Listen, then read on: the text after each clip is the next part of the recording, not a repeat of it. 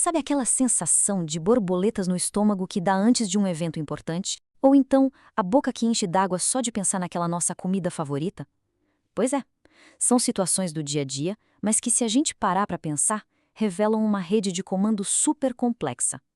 Afinal, o que é que controla de verdade esses processos digestivos tão sofisticados? E isso nos leva, então, à grande pergunta. Quem é que está no comando de verdade? É o cérebro que a gente já conhece, o que fica na cabeça? Ou será que tem um outro centro de poder meio escondido, controlando tudo que rola no nosso sistema digestório? E a resposta, acredite se quiser, está escondida bem aí, dentro do nosso próprio sistema digestório. Existe uma espécie de inteligência autônoma, quase como um segundo cérebro, que, como a gente vai ver, meio que comanda o show por conta própria. Ok, vamos mergulhar fundo nisso. O grande protagonista da nossa história tem nome, tá? É o Sistema Nervoso Entérico, ou SNE, para facilitar. É ele a resposta para todo esse mistério. Pensa no SNE como se fosse basicamente um circuito de reflexo completo, sabe? Totalmente dedicado a controlar as funções do intestino. E o mais incrível é que ele pode agir sozinho. Essa autonomia toda é uma vantagem evolutiva, assim, fantástica. Porque ela permite que o intestino reaja na hora ao que está acontecendo, sem precisar esperar uma ordem do cérebro principal. É uma verdadeira central de operações local. E só para ter uma ideia do tamanho da coisa, nós estamos falando de cerca de 100 milhões de neurônios. É um número, assim, gigantesco, o que justifica totalmente esse apelido de segundo cérebro. E essa rede enorme se organiza em duas camadas principais.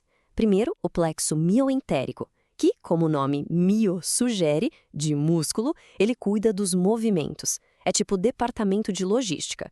E depois tem o plexo submucoso, que fica sub, ou seja, abaixo da mucosa. Ele é tipo departamento de recursos, gerenciando as secreções e o fluxo de sangue.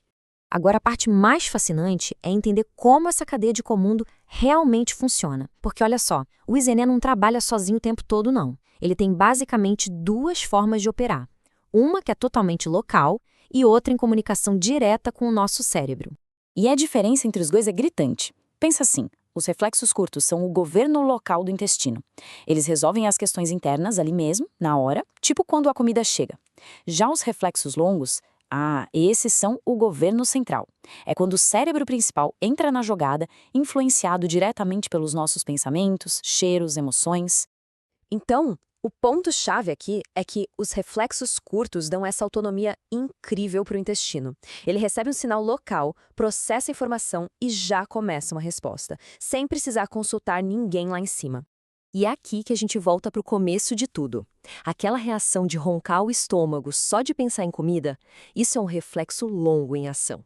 É o cérebro mandando sinais para avisar o sistema digestório: olha, se prepare que está vindo coisa boa por aí. E esse processo tem até um nome chique: fase cefálica.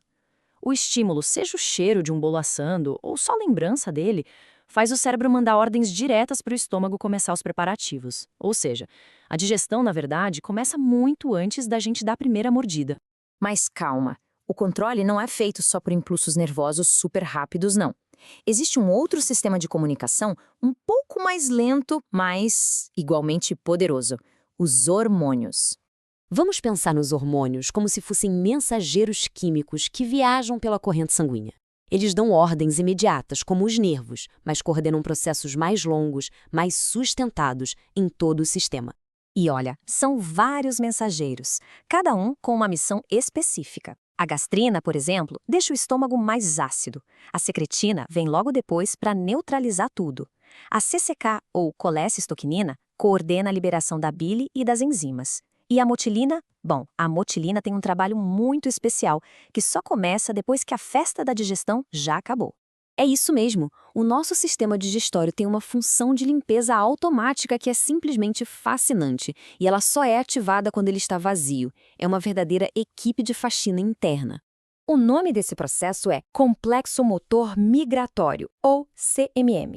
Basicamente, são ondas de contração bem fortes que viajam por todo o trato digestivo, mas atenção, só nos períodos entre as refeições. E essa função é exatamente o que parece: uma faxina. O CMM literalmente varre restos de comida, resíduos e, o mais importante de tudo, impede que bactérias se acumulem onde não deviam. Isso mantém o sistema inteiro saudável e prontinho para a próxima refeição. Então, depois de ver tudo isso, a gente finalmente pode juntar as peças do quebra-cabeça e responder a nossa pergunta lá do início. A verdade é que não existe um único chefe no comando, e sim uma dança perfeitamente coordenada. Então, no final das contas, quem manda? A resposta é todos eles, juntos. É uma parceria super complexa e elegante. O cérebro intestinal cuida do trabalho local, do dia a dia. O cérebro principal supervisiona e faz ajustes com base nas emoções e nos estímulos de fora. E os hormônios garantem que todos os processos de longo prazo fiquem em perfeita sincronia. E isso deixa a gente com uma última reflexão.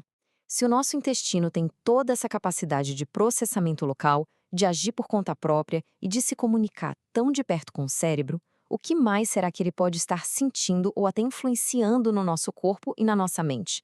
A conexão, pelo visto, é muito mais profunda do que a gente imagina.